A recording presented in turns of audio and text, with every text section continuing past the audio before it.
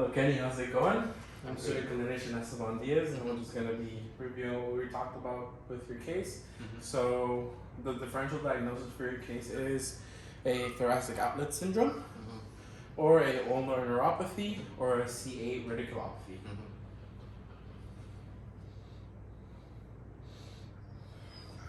Okay, so first we're going to start inspecting, and we're going to be inspecting for any obvious unnatural movements.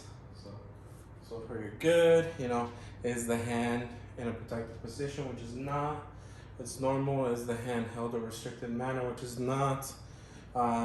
Is there attitude of the hand? That's all normal. So we're looking for any like scars, scoliosis, discoloration, abrasions, anything like that. I mean, there's like a little bruise right there, but it's normal.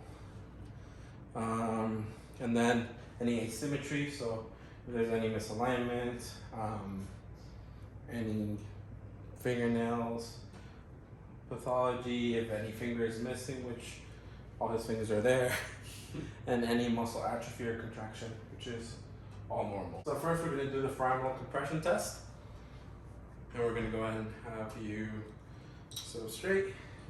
I'm going to clasp my hands and I'm just going to push down on your head, okay? Okay, now can you turn to your right? Okay, and I'm going to do the same thing, so face right. Okay, face left. Any pain? No. Okay.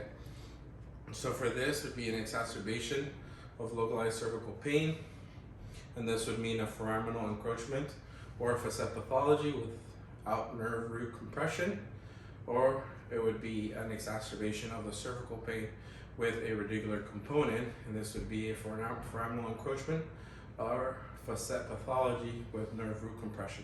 Now we're going to do Jackson's test, and for this, Kenny, could you laterally flex your head to the right? So yeah, just like that, and I'm gonna push down on it, and then we're gonna do the other side, okay? So to the right, and we push. Okay, to the other side. Okay, any pain? Nope. Okay, so a positive would be exacerbation of localized cervical pain, and this would be a foraminal encroachment or facet pathology without nerve root compression, or it would be an exacerbation of cervical pain with a radicular component, and this would indicate foraminal encroachment or facet pathology with nerve root compression. Okay, Kenny, now we're gonna do maximal cervical compression. So what you're gonna do is you're gonna turn your head to the right and extend the back. Perfect. Any pain? Nope. And now to the other side and bring it back. Any pain? Nope. Awesome. So positive would be pain on the concave side, and this would indicate foraminal encroachment with or without nerve root compression based on the presence or absence of radicular component. All right, Kenny, next we're going to do the cervical distraction test. So for this, I'm going to just grab your head with both hands like this, and I'm going to exert pressure going up, okay? Any pain? Nope. Okay, any absence of pain? Nope. Okay, so a positive would be diminished or absence of localized cervical pain. This would indicate foraminal encroachment without nerve root compression. Another positive would be diminished or absence of radiating pain, and this would indicate foraminal encroachment with nerve root compression.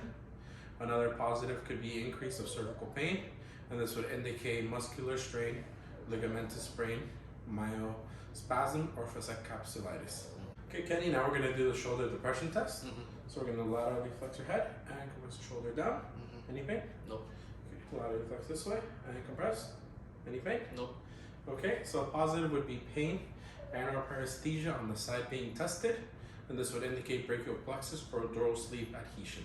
Alright, Kenny, so now we're going to do Ruth's test, and this is basically you bring your arms up 90 degrees like this, and then you open and close for 3 minutes. 259, 3 minutes. Any pain? Nope. Okay, awesome. So a positive would be ischemia. A positive would be ischemic pain, heaviness of the arms, or numbness and tingling of the hands, and this would indicate thoracic outlet syndrome or on-site involvement. Jackson's test. And for this, let me get your arm straight like this. Let me find your pulse. Okay, at the pulse. And can you hold your breath? And look at me.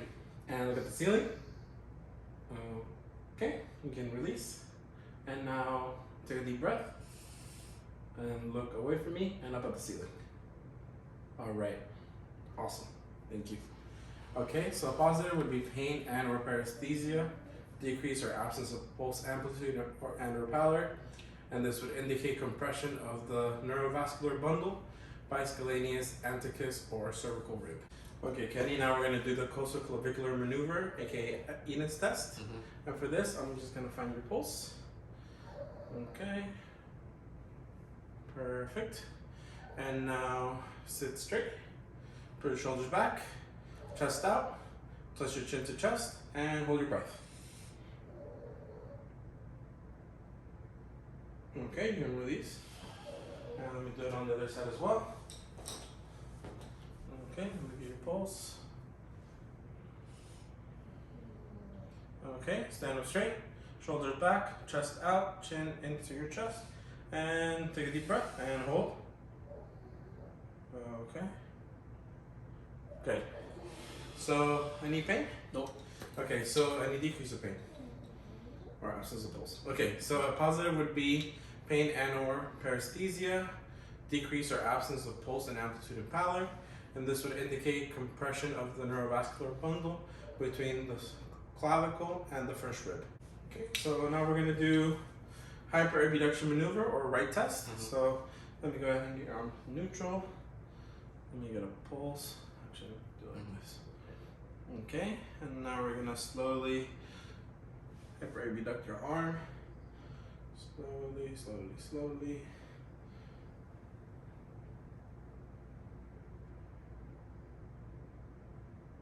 Okay. And now we're gonna test the other arm. Pulse neutral. Okay, now we're gonna bring it slowly. Slowly, slowly, slowly. Until we... Okay. Perfect. Any pain? No. Or paresthesia? Okay, so positive would be pain and or paresthesia, decrease or absence of pulse, amplitude or pallor, and this would indicate compression of the axillary artery by pectoralis minor or coracoid process. It could also indicate thoracic outlet syndrome. All right, Kenny, now we're going to do Tingling elbow side. We're going to use a reflex hammer for this. So you're going to be seated with a reflex hammer. So you're going to go ahead and put your arm over here like this. Okay. And then right here. Now we're going to tap. There we go. And let's do the other side. Same thing. On the groove. There. Perfect. Thank you. So any pain? Nope. Okay, so any pain and a positive would be pain and or tenderness at the side being tapped, and paresthesia in the ulnar nerve distribution area. And this would indicate an aroma of the ulnar nerve. All right, Kenny, now we're gonna do reflexes. So we're gonna do your triceps. Okay, so put your hand out like this. Good. And then find it here. So make a fist and bring it up. Okay, now let it release. And now I'm gonna tap right here. Good. Now we're gonna do the same thing on this side. Make a fist, bring it up. Good. Release. Good. Now we're gonna do biceps. Right here. Good. And right here as well. And brachioradialis. Here. Yeah, brachioradialis, we'll put hand right there. Right there. And on this side as well.